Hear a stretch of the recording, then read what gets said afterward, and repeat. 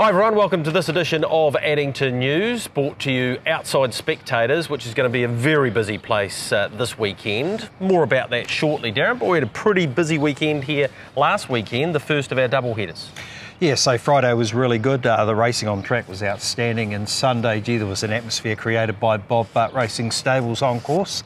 The first of our trainer Sundays, and that was really a great day. Yeah, it absolutely was. I look forward to them over the next couple of months. From last Friday night, and just been a good run for the Kentuckiana team, Kentuckiana Lodge, Cran, Chrissy Delgiddy and of course Carter. Carter's driven 5 winners over the Thursday, Friday night, 8-day period here at Addington Raceway, which is a pretty good feat for a young driver. Yeah, he's going pretty good, isn't he? And of course, the Syndicate horse, Finetti, starts this week again, and they made a lot of noise a couple of weeks ago. Yeah, they did. We'll talk about Sam Ottley's feat here on Sunday shortly. Let's move on to, well, a piece that unhinged Nigel Armstrong's done on Page Nickel, which is, I'm going to say it's gone viral, but I tell you what, there's been a fair few bloody views. About 10,000 when I had a look this morning, so probably one of the biggest ones he's done. Page is... you know, we love her at Addington. She loves her racing. We won't elaborate much more than that. If you want to go and have a look, Harness Racing Unhinged on Facebook. It's a really great interview, and if you want to see someone enthusiastic about the sport, she really is. John Dunn, her favourite driver. Well, I should say her second favourite driver, because Dexter Dunn's her favourite. So, yeah, look, it's a great interview. Go and have a look at that, as all the interviews are there. And I think Nige did about 7 on Friday night. So, gives us all that information while we're waiting for things to fall into line with Entain. Yeah, exactly. Take my breath away. Got the job done for Samantha Ottley, of course. Sam started driving about 15 years ago. First drive was a winning one for her mum with Nigel Paul, and she took the record, went past Nikki Chilcott. I think it was 678 wins she's got on the board now. She's a delight, Samantha. She's always had that bubbly personality about her, always smiling. Very good driver, Darren, and now she is the leading female driver of all time. Yeah, so look, congratulations to Sam. We've got a lot of female drivers out there that are doing a tremendous job. Sarah O'Reilly, what a good driver she is. Yep, absolutely. Nikki Chilcott, who doesn't drive as much as Sam does now, but she's trained over 500 winners in her own right. Yep. And she's mentored a number of other people that have come through her. Anna Donnelly. The young girl there that's working for her now. So there's a lot of people that have come or been in contact with Nikki Chilcott who have advanced their careers, and a lot of female. And Sam was quick to acknowledge that as well, and the achievement, particularly around the 500 training wins, because she doesn't drive as often. And you know, you think about the Tomlinson girls. Cherie's a Group 1 winning driver, as we know. So yeah, there's plenty to like about what some of our females are doing, and Sam sits up top of the mountain now. So congratulations to her. This Sunday isn't a trainers' Sunday. It's the Elmwood Trading Company, which is the mine host there, Marty Fuller, who's been around the social activity in Canterbury for, I'm going to say, Marty, probably 40, maybe a few more years than that. He's well known. He wanted to get behind one of the race days here at Addington. He's bringing his social club out here. They'll have a great time. You'll see the race names are all people that are part of the Elmwood, so that's pretty cool too. Yeah, it's going to be a great bit of fun. As you say, their social club's here. They're in the Silk Suite, so they're going to have a great view of the course on Sunday. Yep, they definitely will. Couple to follow. I'm just going to stick with the Kentuckiana Lodge team, because they're just going so well. And 2 3-year-olds who come out of the Champion Stakes. Franco Sinatra goes around in race 6, and in the race prior to that, Ahoka LeBron. It's pretty hard to see either of them beaten. You throw Finetti into the mix, and if that's the multi, we're in a bit of trouble for the GBR on Sunday, I'm picking. Yeah, we were last week with a couple of those Regan Todd ones as well. They give us a little bit of a towel up with the fixed odds, but nevertheless, some people have got some money in the bin, which is great. So, look, we're going to have a couple of really good meetings. This is a big one Friday, as we say, Cirque du Soleil on at the Wolfbrook Arena over here. The Crusaders about to give the Blues a hiding just behind us over here. This will be open? This will be open, the pop-up. So we're out the back of Spectators. Spectators will be open, you know, from 11 o'clock, but that'll be really busy. Yep. Plumbers are taking that over at one point for a couple of drinks before they go upstairs, so it'll be busy as well. But if you are coming to the game or you're going to Cirque du Soleil, obviously Spectators is open food-wise. The pop-up here is open out the back, and all these umbrellas will be up and everything else, so there's plenty of space to get involved before your event or before the races or during the race meeting. Parking will be at a premium. Yep. So just getting here early is probably the go. All right, we'll do a full race meeting preview for Friday night. We'll have another crack at the Quaddie. 3 legs last Sunday. Sam Ottley upset us with Take My Breath Away, so we'll see if we can't do a bit better for you this week. So if you want to stick around and see that full meeting preview, we can do that for you, and we'll leave you later on with that record-breaking winning drive by Samantha Ottley. Right, let's get into a full meeting preview. I've got the crowd from Bob Butt's function just behind me, Greg, the Sunday last week. Wasn't quite that many, but gee, had a few. They had a good time, so it was great fun. Race 1 Friday, a busy night, as we've said, gets underway at 5:11. Part of the entire race meeting sponsored by plumbing firms, and they have a function upstairs for 200 or 300 people, plus a punting competition, which is also good fun. Race 1, Samaiko Plumbing, mobile pace 1,980 metres, as I say, 5:11. Flashing light on the top of the gold cap of Ricky Mays, wasn't it, last week? First start, a point break for Brendan Hill. Yeah, it was pretty unlucky, but gee, it was an encouraging sign for the connections. Charged to the line. Absolutely no reason to think that he won't be improved off the back of that. I think he'll win. He'll be favourite, Darren, but he looks one of the better bets of the night. So point break to win it. Commander Joe comes out of the stakes race, the Sapling Stakes down there at Ashburton. He looks a pretty talented type. I think Brett and Tim White, of course, they won the race with Shard's Matrix, and this one looks pretty talented too by Art Major. So it's a chance. The finish is trialled nicely. It's another one that Brendan Hill trains. It's got plenty of breeding about it out of Pacing Delight, and from that makes it a half to Watermelon Sugar. It'll sit trail, maybe 3 back on the fence. That makes it pretty competitive. And Pay Me Mortgage is another one with plenty of breeding. Andrew Stewart's had great success with this breed, and it's trialled quite nicely. This one's a 4-year-old by Sunshine Beach. I think it's point breaks race to lose, but it's a deep maiden, this, Darren. There'll be plenty of winners to come out of it. 3, 8, 1 and 2. Creed was another one, and Franco Messi, Greg, as you say, just about every horse in this race has got a chance. It's off the second row. That's the only reason that I haven't put them in. I mean, they might end up getting the best run and could possibly win, but I reckon there's 5 or 6 winners over the next month there. Yeah, absolutely. Race number 2 is the first leg of the early Quaddie. BC Plumbers, mobile pace 2,600, 5:42.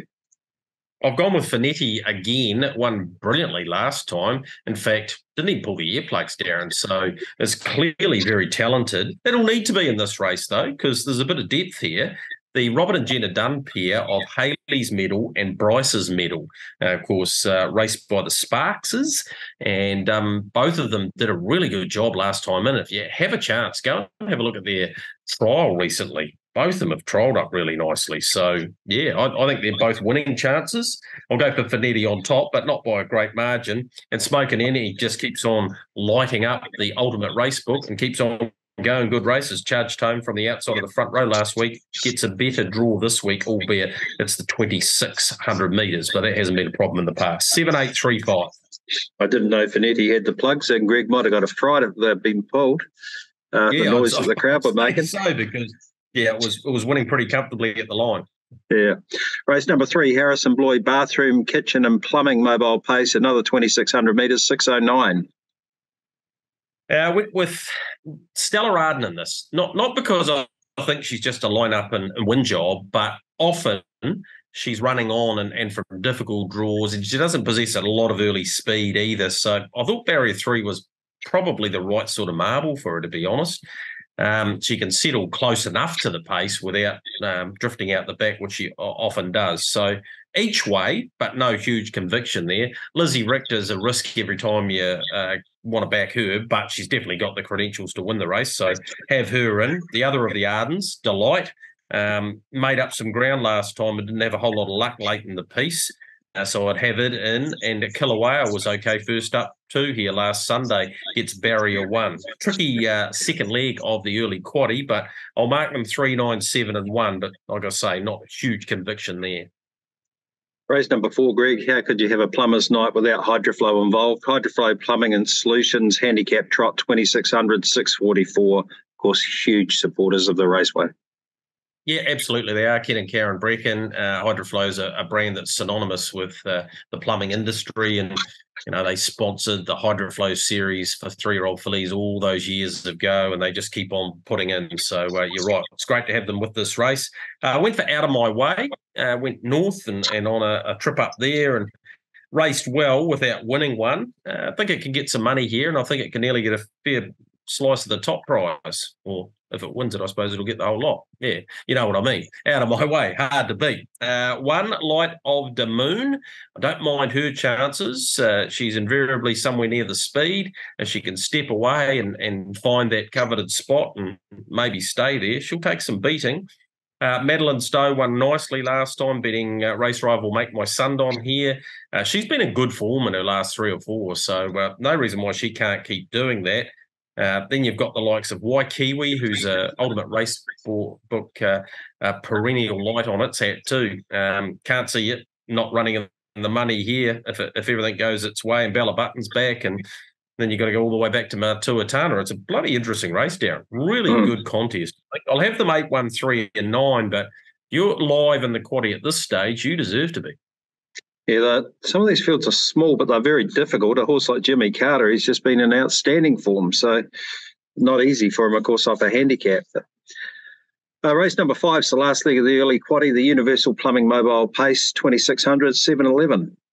Yeah, I think this is when it starts to get a little bit easier. So if you have got this far, I think you need a Hoka LeBron. Can see a positive drive, go forward, gets the lead. It'll take some catching. Was pretty brave at Ashburton last time, and behind Sharper's attack, did all the work and just got run down. And yeah, I think it can win this. To beat Obsession, who got decked about the 450 last week, looked to be travelling too.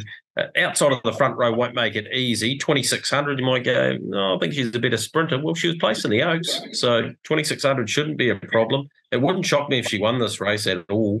Tempo Warrior racing great, straight flush, good second last time behind Major Memphis. 6923. Race number 6 is the Chester Plumbing and Bathroom Centre Mobile Pace, 2600, 7:41. Yep, with another of the Dalgety tribe here, Franco Sinatra was in that same champion stakes down there at Ashburton, got a long way off them and really charged to the line. He's handy, isn't he? So I expect him to be pretty hard to beat in this. South Sea Rock was brave behind Watermelon Sugar, who's low flying at the moment last time, comes up with a good barrier draw. Sam Thornley, can't see any reason why it won't go to the front and take some catching. Again, it's 2600, so slightly different dynamic here. Black Pearl has Zachary Butcher for the Dalgettys. Last start third, Alexandra Park behind. It was in a Group 1 behind Millwood Nike. So that's got to be a great form line for this. And Adesanya keeps on going great races. Is not always the best handicapped horse, but comes up with a good barrier draw here and should be in this for a long way. 7-2-4-3. Race number 7 is the Whitehead Plumbing and Gas Pace, a standing start, 2600 at 8:10. Absolute dynamite. And for a busy weekend, I'm pretty sure it's in on Sunday. It is. I'm definitely sure it is, yep. Goes around race 7 on Sunday. Comes up with barrier 2 here. Really good its last couple behind Tempo Warrior and Archie. Has been given a slight freshen up for this, and I reckon that's probably what he needed, and I reckon he'll be hard to beat here, so I'll go with the 2. Absolute dynamite to beat Major Happy. Brave behind Take My Breath Away. Was coming back at the line on Sunday. No reason to think it won't go a good race again. Major Memphis got the lead and dominated in front, beat straight flush at Ashburton. And Sports Babe never really had a whole lot of luck. Started off a mark at the weekend and just never really got into the race. Has Zachary Butcher this week and has a front row draw. So she might be worth specking for your first 4s. 2, 5, 11 and 6. Race number 8 is the third leg of the Lake Quaddie, the Ducks Industries Mobile Trot, a 1980 at 8:36. You heard the punters last week in the first, didn't it? What the bell, missing away. Gets its mobile chance here, and Mark had to take it to the trials the week before and qualified from behind the gate, and it was pulled out of that trial. But his win here at Addington 2 starts back was really strong. I think he's talented enough to win this, and I think he will win it. Harbour Queen's trolled up nicely, Darren, in behind Masterclass. In fact, it beat Masterclass. It was in front. It came from behind it. and ran it down. I've always quite liked this mare. She's only won the one from 19, but I reckon she can win a few this time in, so I'll have her in the mix.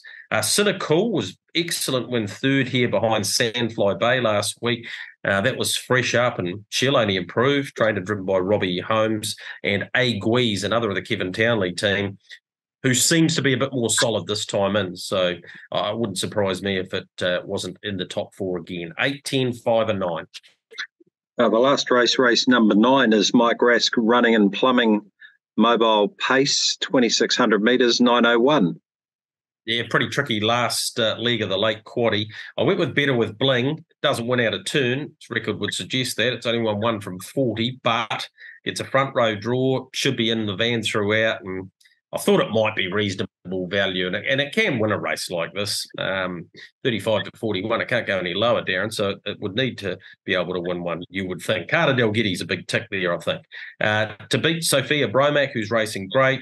Jacka Opa, who actually was pretty brave last time. Thought it worked a bit in the last 800 metres and just kept on kicking.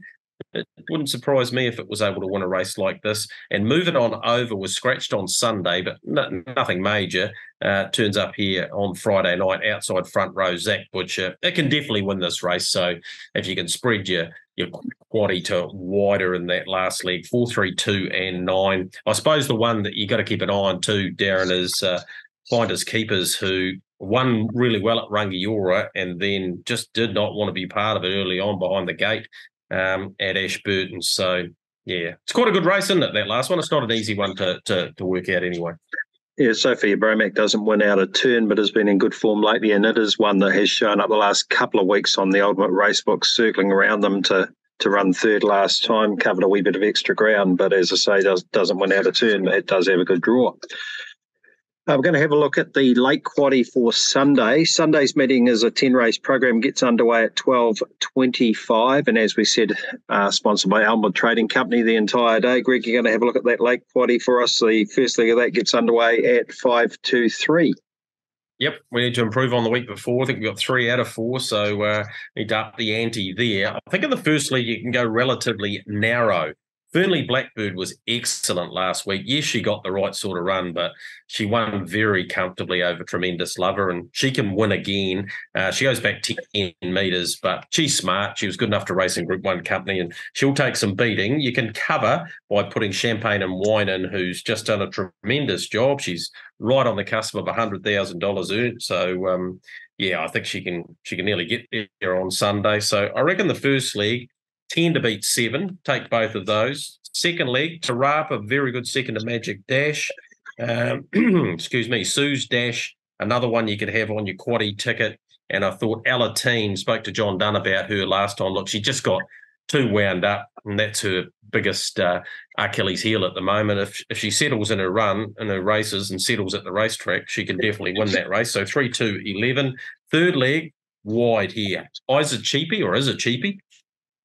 2 runs back this time in, the filly by Sweet Lou for Jim Curtin.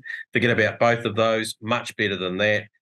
Chance on Me, same can be said for her, for Leo O'Reilly. Reckon you want to have that in. Ava Adores racing well, so's McCrikey and Ventura. So I've actually got 5 in that third leg, Darren, and I'm not even totally confident I can get that. I think we can get the last leg with the 2 widest on the front row. Expressive Love, who has excellent early speed. Expect Graham Ward to use that. And also King Arthur. I reckon they'll both go forward, Darren. They possibly could lead and trail. And if they do, and you go narrow in the first and last leagues, you can sort of, mount a bit of a challenge in the second and third leagues. So 8 and 9 in that last league. So we'll have chuck them up on the screen, and hopefully if we get that Quaddie, I reckon it'll pay a fair dollar on Elmwood Trading Company race day. And if I can help them get the late Quaddie, you'll hear them out of the Silks Lounge, I reckon. Well, that last race, of course, is sponsored by them and named after their social club, which you can join. So, something that you can take on board with a day like this where the social club comes to the races. We're going to leave you with the only video that we can leave you with from last week. Sam Ottley making history as becoming the most winningest female driver in New Zealand harness history. A tight battle with Nikki Chilcott. Sam has grabbed the front now, and she's marching on towards her 700th win now. Greg, she did it with Take My Breath Away trained by Fred Scott. We love having Fred on course. He got a real cheer from the Bob Butt supporters as he went out onto the dais, and it was a great occasion. I think they were cheering Fred, and he was loving it too, which was pretty cool. And he's a character, and he really enjoyed being part of that history with Sam. So good on them. Let's have a look at this on the way out. Enjoy both race meetings this week. Taking the lead now, Major Happy. Off Just Ace, who's just lugging it on one rein. Passing lane now, opening up for Take My Breath Away and coming through quickly. And behind those is He's a Jackalack. It's Take My Breath Away, who's grabbed the lead. Trying to go again is Just Ace. And over top of them, Major Happy. Post comes. She'll get it. Now the most successful driver in New Zealand harness history. And that's Sam Ottley. Take My Breath Away, too good. Major Happy was right there with Just Ace. Mega Rock not far away. And behind them, Mark Dunnett. He's a Jackalack. We go back to Let's Go Ringo. Be Smart. On report back there, Sports Babe. And the real McCoy will be one of the last of them in.